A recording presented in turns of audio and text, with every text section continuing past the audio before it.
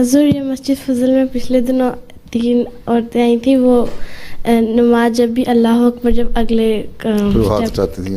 ہاں جی ہاں بس پھر کیا اس طرح بھی کرتے ہیں.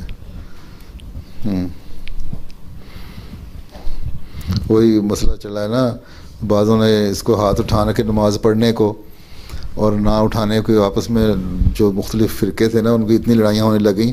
وہ انہوں نے یہ کہہ دیا کہ اگر تم ہاتھ نہیں اٹھاتے تو تم کافر ہو. دوسرے نے کہا تم ہاتھ اٹھاتے ہو یوں کرتے اس لیے تم کافر ہو. اسی طرح ایک دوسرے کو کفر کے فتوے لگانے شروع کر دیے. تو یہ بھی ہے ایک مسئلہ چل رہا ہے بعض فرقوں میں. اس لیے 72 فرقے ہیں نا آپس میں لڑتے رہتے ہیں. حضرت مسیح علیہ الصلوۃ والسلام اسی لیے آئے تھے کہ ان کو بتانے کے لیے کہ کرو. اب بعض لوگ کہتے ہیں کہ ہاتھ یہاں باندھنا چاہیے نہیں جب باندھتے ہو، بعض کہتے ہیں یہاں کرو، بعض کہتے ہیں یوں رکھو. تو مختلف فرقوں نے بنایا ہوا ہے، لیکن حضرت صلی اللہ علیہ وسلم نے عموماً یہی طریقہ بتایا. اور حضرت مسیح علیہ السلام کو حکم اور عدل کہتے ہیں کہ جو حکم فیصلے کریں گے اور انصاف قائم کریں گے دنیا میں. آپ نے یہی فیصلہ کیا کہ یہاں ہاتھ باندھو. عمومی طریقہ علیہ وسلم کا یہی تھا.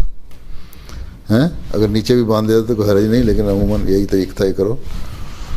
تو مختلف حالتوں میں مختلف روایتوں میں کسی نے دیکھا حدیثیں پہنچیں، کوئی غلط پہنچیں کوئی صحیح پہنچیں، اس کے مطابق فیصلے ہونے لگے، فرقے بندی ہونے لگ گئی. اور امام مالک کے ماننے والے ان کے تو ظلم کیا تھا، انہوں نے ان کے ہاتھ اتنے شل ہو گئے تھے کہ وہ ہاتھ اٹھا نہیں سکتے تھے. وہ مجبوری تھی ان کی ہاتھ نیچے رکھتے تھے. وہ ان کو ماننے والے جو لوگ ہیں وہ کہتے ہیں ہاتھ اٹھانا ہی جرم ہے.